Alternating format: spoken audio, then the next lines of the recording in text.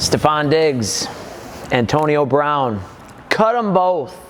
Get them off the team. You guys don't want guys like that in your locker room. Welcome to Turf Talk.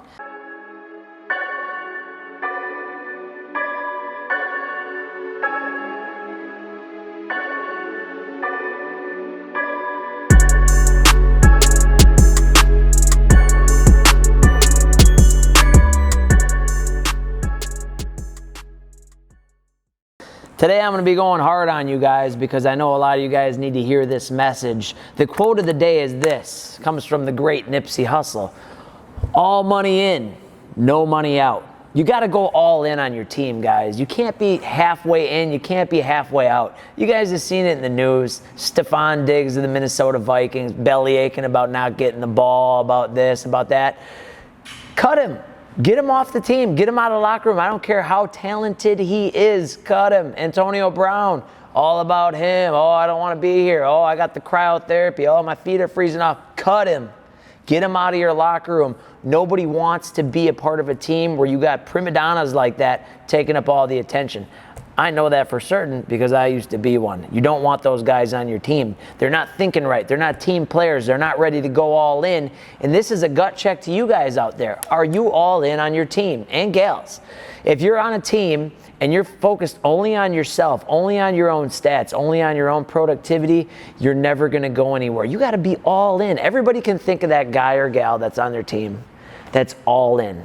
They want to give it all they've got. They want to do the little things. They want to show up early. They want to clean up the field. They want to sweep the base pass. They want to pack up the soccer balls in the bag. They want to help the athletic trainers. They're all in. They want to watch the film. They want to show up to practice. They're all in.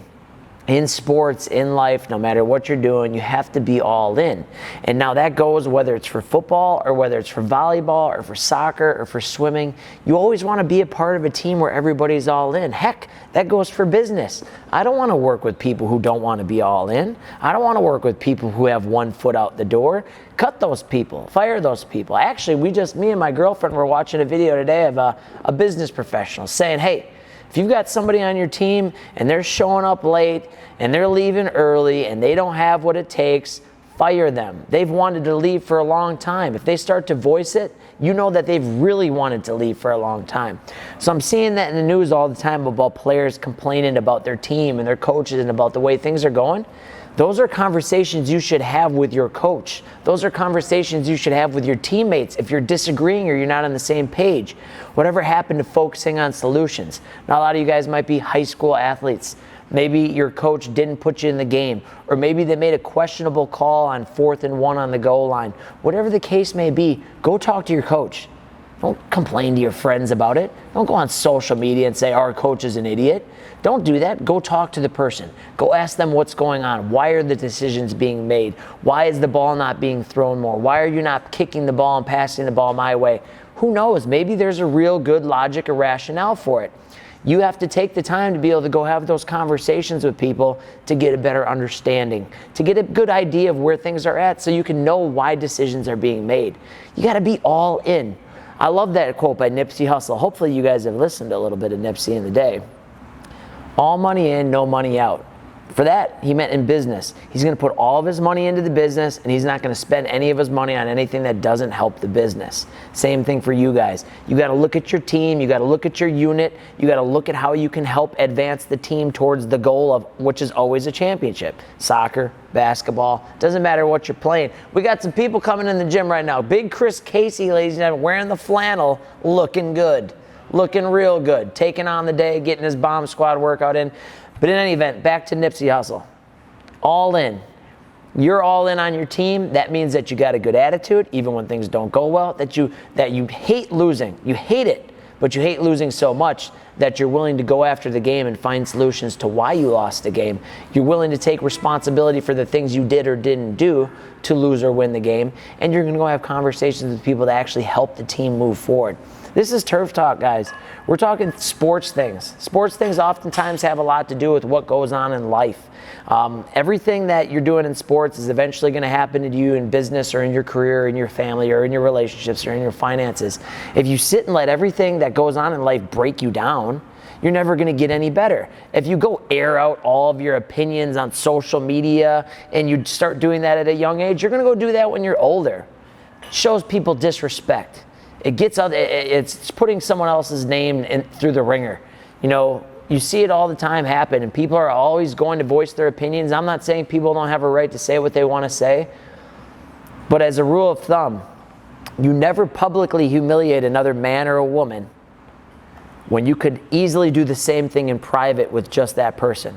If you've got something to say about somebody, yeah, you could do it in public. You could humiliate somebody. You could make them look bad. Maybe they are doing something wrong, but you could just as easily do that face to face. And which person do you have more respect for? Do you have more respect for the person that goes on the news or that goes on social media or goes on Instagram or Twitter and tweets something negative about somebody?